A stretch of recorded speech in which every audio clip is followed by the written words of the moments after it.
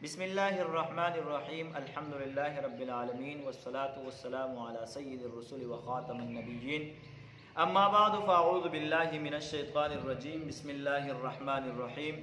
जी दोस्तों, मैं हूँ हाफिज़ क़ारी मोहम्मद अब्दुल्ला चिश्ती, आपका मेज़बान, और आप देख रहे हैं हमारे चैनल को। आप चैनल पर खुशअमदीद कहते हैं और अल्लाह तबारक व तआला से उम्मीद रखते हैं कि आप ईमान और सेहत के बेहतरीन हालत में होंगे और अल्लाह ताला आप सबको खुश रखें और जितने भी मुश्किलात हैं अल्लाह ताला आसान फरमाए। तो अज़ीज़ान मोहतरम, आपने हमारे कायदे का कोर्स भी देखा होगा, मदनी कायदे का कोर्स, कि हमने तफसीलन उसके अंदर बहस की है। तफसीलन एक एक मौजू को हमने रखा है, एक एक सबक को तफसील के साथ हमने अपने क़ारीन के सामने, अपने नाज़रीन के सामने रखा है।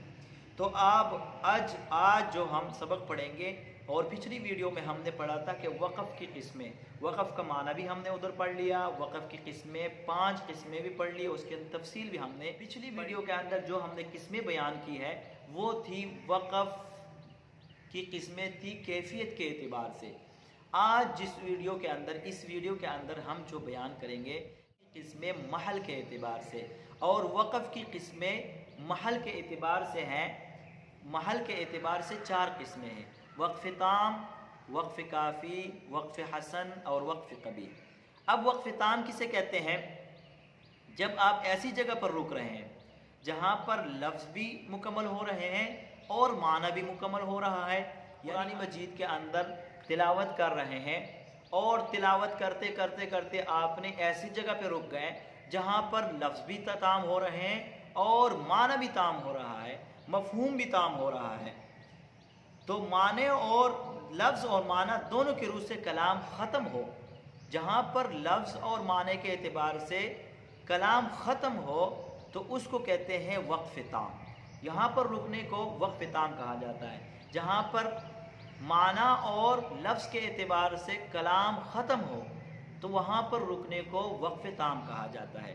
वक़्फ़ ताम में जैसे आप पढ़ रहे हैं सूरत बकरा में अलिफ लाम से शुरू हो जाते हैं और फिर जाके अगले सफ़े पर उलाइका अला हुदम मिर रब्बिहिम व उलाइका हुमुल मुफ़्लिहून, वहाँ पर आप माने के एतबार से भी कलाम ख़त्म हो रहा है और लफ्ज़ के एतबार से भी कलाम ख़त्म हो रहा है। कैसे कि वहाँ पर मुत्तकीन के सिफ़ात ख़त्म हो जाते हैं और अल्लाह तबारक व तआला उस पर नतीजा बयान कर देते हैं कि ये वो लोग हैं, ये 6 सिफ़ात वाले लोग जो मुत्तकी हैं, ये वो लोग हैं कि जो अल्लाह की तरफ से भी हिदायत याफ्ता है और ये अल्लाह तबारक व तआला उस पर नतीजा बयान कर देते हैं। उलाइका अला हुदम मिर रब्बिहिम व उलाइका हुमुल मुफ़्लिहून, और ये लोग कामयाब हैं। जो अल्लाह की तरफ से हिदायत पर है ये लोग कामयाब हैं। यहाँ पर कलाम भी ख़त्म हो रहा है, यहाँ पर लफ्ज़ भी ख़त्म हो रहे हैं, तो यहाँ पर रुकने को हम कहेंगे वक़्फ़ ताम। इसी तरह कुरान मजीद के अंदर हज़ारों मिसालें हैं जहाँ पर, और एक बात यह है, ये उन लोगों को पता चलेगा जिन्होंने कुरान मजीद का तर्जमा किया हो, लेकिन अगर जिन्होंने तर्जमा नहीं किया तो उसको वक़्फ़ ताम का नहीं पता चलता। तो साथ साथ कुरान मजीद का तर्जमा भी शुरू करें और कुरान मजीद को तर्जमे के साथ भी समझने की कोशिश करें। दूसरा हमारे पास है वक़्फ़ काफ़ी। वक़्फ़ काफ़ी क्या कहते हैं कि ऐसी जगह पर वक़फ़ करना जहाँ लफ्ज़ के एतबार से तो जुमला मुकम्मल होता है लेकिन माने के एतबार से बात अभी जारी है। लफ्ज़ के एतबार से तो जुमला मुकम्मल हो गया लेकिन माने के एतबार से कलाम अभी जारी है, कलाम जारी है, तो ऐसी जगह पर रुकने को वक़्फ़ काफ़ी कहते हैं। इसकी मिसाल कैसे होगी? जैसे इसी के अंदर सूरत बकरा के अंदर मिसाल ले लो कि हम मुत्तकियों की सिफ़ात बयान करते हैं, आला हुदम मुत्तकीन, फिर उसके अंदर सिफ़ात बयान करते हैं कि मुत्तकीन कौन लोग हैं। वल्लज़ीना युमिनून बिल गैबि व युक़ीमूनस्सलाता व मिम्मा रज़क़नाहुम युनफ़िक़ून, ये मुत्तकीन वो लोग हैं जो गैब पर ईमान लाते हैं। व मिम्मा रज़क़नाहुम, और अल्लाह ताला ने जो इनको दिया है, अल्लाह ताला के अता से इनको जो मुयस्सर है उनमें से अल्लाह के रास्ते में खर्च करते हैं। तो अब ये बात मुकम्मल नहीं हुई, ये एक सिफत बयान हुई है या 2 सिफत बयान हुई है, बात अभी जारी है। यहाँ पर रुकने को वक़्फ़ काफ़ी कहा जाता है कि जहाँ पर तो कलाम जो लफ्ज़ के एतबार से तो कलाम मुकम्मल हो गया लेकिन माने के एतबार से अभी बात जारी है, کہاں پر جا کے اولئک علی ھدی من ربہم واولئک هم المفلحون پر ختم ہوگی. تو اس کو یہاں پر درمیان میں رکنے کو وقف کافی کہا جاتا ہے. اور تیسرے نمبر پر ہمارے پاس جو ہے وقف حسن. وقف حسن کسے کہتے ہیں کہ آپ جہاں پر وقف کر رہے ہیں، جہاں پر آپ نے وقف کرنا ہے، اس کے ماقبل کا ما بعد کے ساتھ تعلق ہوگا، اور تعلق بھی ایسی جگہ تعلق ہو، یعنی جہاں پر آپ رک رہے ہیں. وقف حسن کسے کہتے ہیں؟ جہاں پر آپ نے رکنا ہے، وقف کرنا ہے، وہاں پر ہوگا جس کا ماقبل کا ما بعد سے تعلق ہوگا، تو اس جگہ پر رکنے کو وقف حسن کہتے ہیں. کیسے؟ جیسے الحمدللہ. اب دیکھو الحمدللہ، آپ نے بڑے قاری دیکھے ہوں گے، وہ وقف حسن یہاں پر کیسے کرتے ہیں؟ الحمدللہ، یعنی کلام کو خوبصورت کرنے کے لیے، قرات کو خوبصورت کرنے کے لیے وہ یہاں پر رک جاتے ہیں. مطلب یہ ہے یہاں پر وقف حسن کر لیتے ہیں. الحمدللہ،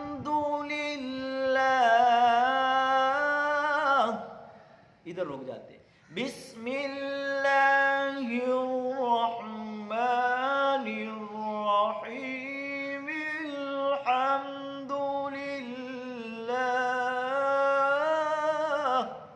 یہ ایسے کر، یعنی یہاں پر رکنے کو اب وقف حسن کہتا ہے. اس کا ماقبل کے ساتھ، اس ماقبل کا ما بعد کے ساتھ تعلق ہے، یعنی یا رب العالمین پر وقف کرنا، الحمد پر یا العالمین پر وقف کرنا، العالمین پر وقف کرنا، الحمدللہ پر وقف کرنا یا العالمین پر وقف کرنا، یہ وقف حسن ہے. یا آپ نے پڑھ لیا الحمدللہ رب العالمین.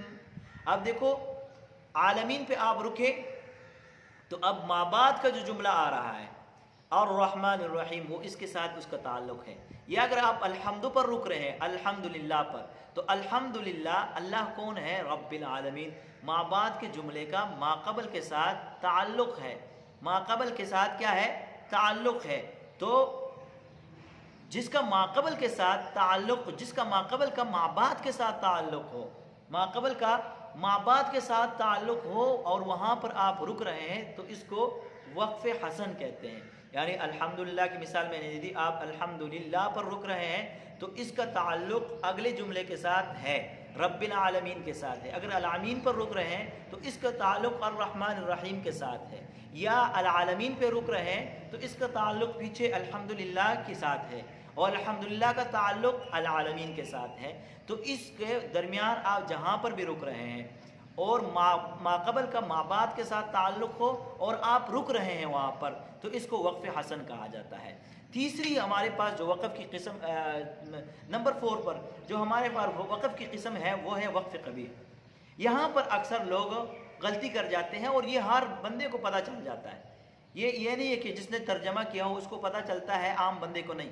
لیکن اس کو اگر آپ سمجھیں گے تو آپ کو بھی پتہ چل سکتا ہے، آپ بھی وہاں پر یہ وقف قبیح نہیں کر سکتے. ایسے مقام پر آپ نے وقف کیا جہاں پر آپ رک رہے ہیں، وہ ایسا مقام ہے کہ وہ تو نہ جملے کے اعتبار سے مکمل ہے اور نہ ہی کلام کے اعتبار سے مکمل ہے، نہ ہی لفظ کے اعتبار سے مکمل ہے، نہ ہی معنی کے اعتبار سے، یعنی کہ کسی کے اعتبار سے وہ مکمل نہ ہو اور آپ وہاں پر رک رہے ہیں. ایسے مقام پر کہ لفظ کے اعتبار سے جملہ مکمل نہیں ہوتا، جیسے فعل پر فاعل کے بغیر، اب فعل آپ لے کر آئے، فاعل نہیں ہے، جملہ مکمل نہیں ہے، تو وہاں پر آپ رکے، اس کو وقف قبیح کہیں. یا آپ نے شرط کو تو بیان کر دیا، شرط پر تو آپ رکے لیکن جزا کو آپ نے نہیں بیان کیا، شرط پر جزا کے بغیر رکے، تو اس کو بھی وقف قبیح کہتے ہیں. جیسے آپ رک رہے ہیں الحمدللہ کے اندر، الحمد الحمد الحمد پر رکے، اور اس کا الحمد پر رکنا یہ وقف قبیح ہے. اس سے کہ اگلے جو یا شرط بیان ہو رہی ہے یا فاعل بیان ہو رہا ہے، اور آپ نے فاعل کو چھوڑ دیا یا شرط کے لیے جزا کو چھوڑ دیا اور آپ بیچ میں رکیں، اس کو وقف قبیح کہتے ہیں. یعنی آیات کے ایسی جگہ پر رکنا جہاں معنی کے اعتبار سے بھی نہیں مکمل ہو رہا لفظ کے اعتبار سے بھی نہیں مکمل ہو رہا، جملے کے اعتبار سے بھی نہیں مکمل ہو رہا، اور آپ وہاں پر رک رہے ہیں، تو اس کو کہتے ہیں وقف قبیح۔ جیسے الحمدللہ رب العالمین، اور آپ کیا پڑھ رہے ہیں؟ الحمد الحمد الحمد، یہ حمد پر رک رہے ہیں، صحیح ہے؟ تو اس کو کہتے ہیں وقف قبیح۔ اور وقف قبیح یہ ہے کہ وقف قبیح قرآن مجید کے اندر اگر مجبوری نہیں ہے تو جائز نہیں ہے۔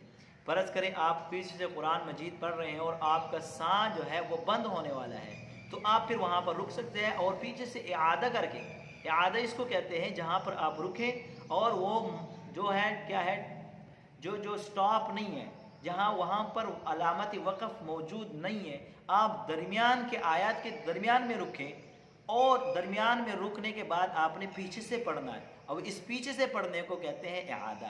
یقیناً آپ کو سمجھ آ گئی ہے، آپ نے اس سے فائدہ اٹھا لیا ہے، تو باقی مسلمان بھائیوں کے ساتھ بھی شیئر کریں، اور مجھے بھی اپنے دعاؤں میں مزید یاد رکھیں، زیادہ سے زیادہ میرے لیے دعائیں کریں۔ اللہ تبارک و تعالی ہم سب کا حامی و ناصر ہو۔ وآخر دعوانا ان الحمدللہ رب العالمین، والسلام۔